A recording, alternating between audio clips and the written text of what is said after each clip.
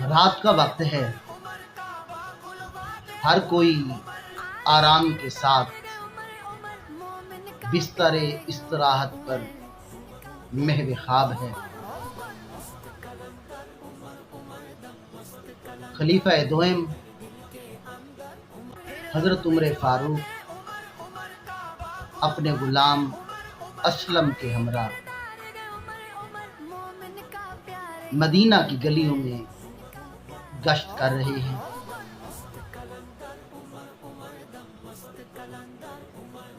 کہیں پر کوئی بھوکا تو نہیں سویا ہوا، کہیں پر کوئی دکھی تو نہیں،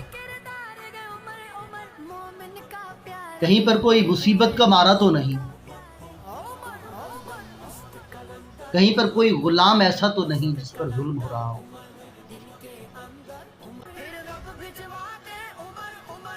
جناب عمر فاروق چلتے رہے، غلام اسلم بھی ساتھ ہے۔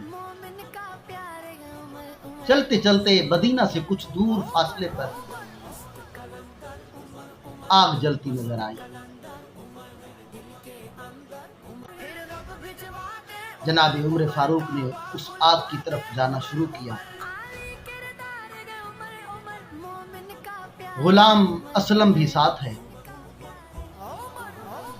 اس جھونپڑے کے قریب پہنچتے ہیں،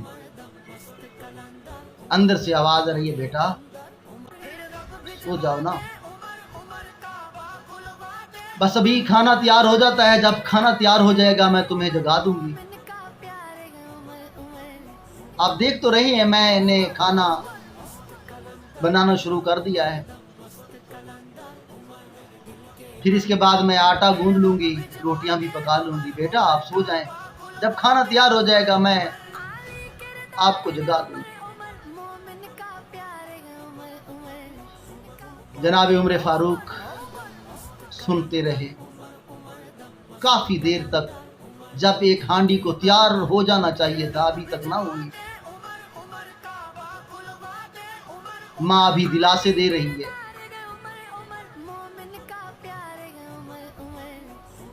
جناب عمر فاروق نے دروازے پر دستک دی۔ اندر سے آواز آئی، کون ہے اس وقت؟ میرے پاس کچھ نہیں ہے، آپ چلے جائیں، میری خبر گیری کرنے والا کوئی نہیں ہے، میرا خاوند فوت ہو چکا ہے، چھوٹے چھوٹے بچی ہیں۔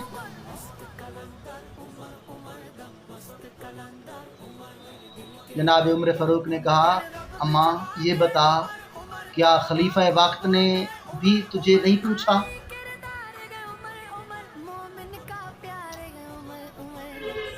اندر سے آواز آئی، ان کو ہمارے ساتھ کیا، انہوں نے کبھی ہماری طرف رخ ہی نہیں کیا۔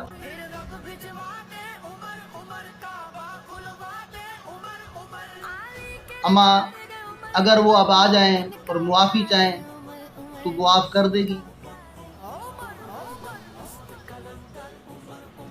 عورت نے کہا، نہیں کروں گی معاف۔ عمر فاروق کی آنکھوں سے آنسو رواں ہوئے، فوراً غلام کو ساتھ لیا، بھاگتے ہوئے گئے، بیت المال سے سامان لیا، آٹے کی بوری لی،